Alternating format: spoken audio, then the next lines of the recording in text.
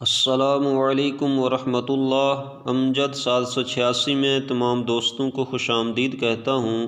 میری آج کی ویڈیو شب بارات اور موت کی فہرست کے حوالے سے ہے، تو ویڈیو کا باقاعدہ آغاز کرنے سے پہلے تمام دوستوں سے یہ گزارش ہے، جو دوست میرے اس چینل پر نئے ہیں وہ سبسکریب کر لیں اور ساتھ بیل آئیکن کو دبا دیں، اور اگر ساتھ آل لکھا ہوا نظر آتا ہے تو اس کو بھی دبا دیں۔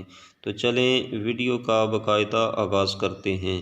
حضرت راشد بن سعد رضی اللہ تعالی عنہ سے مروی ہے کہ نبی کریم صلی اللہ تعالی علیہ وسلم نے فرمایا، 15 شعبان المعظم کو اللہ تعالی قبض کی جانے والی روحوں کی فہرست ملک الموت کے حوالے کر دیتا ہے، یعنی اس رات زندگی اور موت کی تقسیم ہوتی ہے۔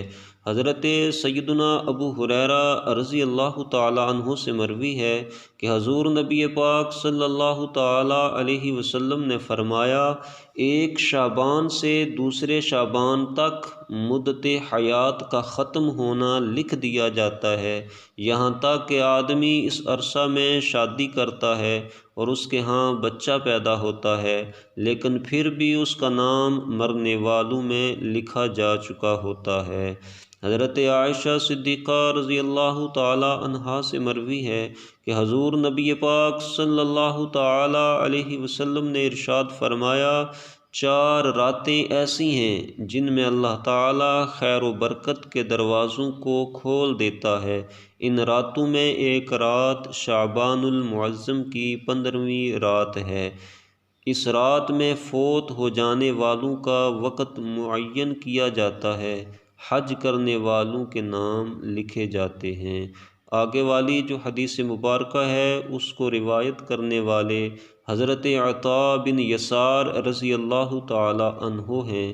آپ فرماتے ہیں کہ حضور نبی پاک صلی اللہ تعالی علیہ وسلم نے 15 شعبان المعظم کے بارے میں دریافت کرنے پر فرمایا، اس رات اللہ تعالیٰ کی طرف سے ایک فہرست ملک الموت کو دی جاتی ہے، جس میں ان تمام لوگوں کے نام ہوتے ہیں جن کی روح اس سال قبض کرنا ہوتی ہے۔ اس فہرست میں ان لوگوں کے نام بھی شامل ہوتے ہیں جو کہ باغ میں درخت لگا رہے ہوں، شادی کر رہے ہوں، مکان تعمیر کر رہے ہوں، غرض کہ ہر اس شخص جس کی موت مقرر ہے اس کا نام اس فہرست میں موجود ہوتا ہے۔ اللہ تعالیٰ نے نظام موت و حیات کا ایک اصول مرتب کر رکھا ہے، اور یہ اصول بڑے احسن طریقے سے مقرر شدہ ہے۔ اس کی حکمت اللہ تعالیٰ ہی جانتا ہے۔